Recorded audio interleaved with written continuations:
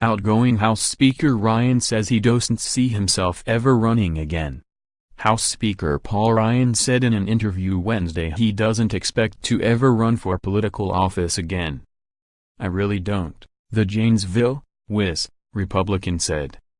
"I always sort of thought when I took this job, this would be the last elected office I'd have, which I'm fine with," Ryan said after announcing his decision to retire from Congress in January, ending a 20-year career in Washington. "I never thought of myself as a lifer in politics, let alone a lifer in Congress. And so I really don't know what I'll do next," said Ryan, who spoke at length with the Journal-Sentinel and reporters from 3 other news organizations. "I wouldn't mind being ambassador to Ireland in my 60s, joked Ryan, who is 48. On Wednesday, he was emphatic that the main factor in his decision was his desire to become a full-time dad to his 3 children while they were still in their teens.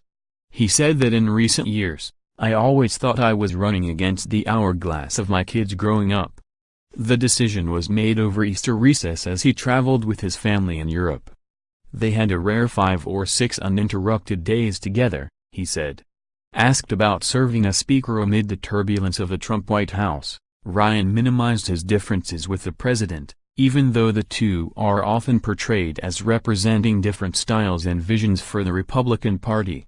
"The tweet of the moment pales in comparison to the big policy changes that I really believe are going to make a big difference in people's lives and going to move us in the right direction," Ryan said, citing tax reform, military spending and other steps. Asked if he is comfortable with the tone and direction that President Trump has set for the Republican Party, the speaker said, "I would do a few less tweets.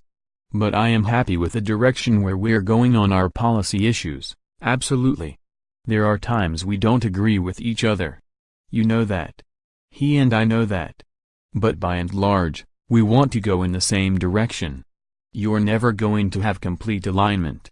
Ryan said, "I can say anything to him. We have very candid conversations." The speaker said he has a view about who should succeed him as GOP leader, "but I don't think this is the time to get into it. After November is when that gets decided." Ryan also said he would not endorse a candidate in the GOP primary for his 1st congressional district in southern Wisconsin. "I don't think it's right for me to do that. I am confident we've got a good group of candidates who will definitely keep the seat," he said. Asked about his low popularity ratings in national polls, Ryan said he was untroubled. "It doesn't get under my skin," he said.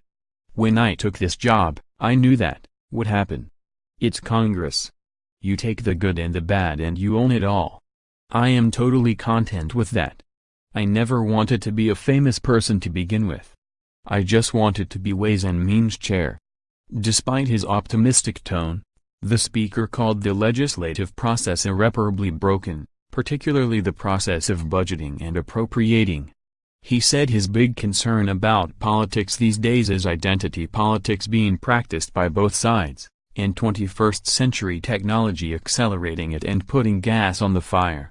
Ryan said, "The left was really good at it. Now the right does it." He defined identity politics as playing on people's divisions and exploiting people's frustrations and divisions with other people, dividing people for political gain, not good, to get a coalition that's 50% plus one. Asked about the liberal critique that he has embraced a president who plays identity politics at a high level, Ryan said, "Look, he won the election. He's the president of the United States.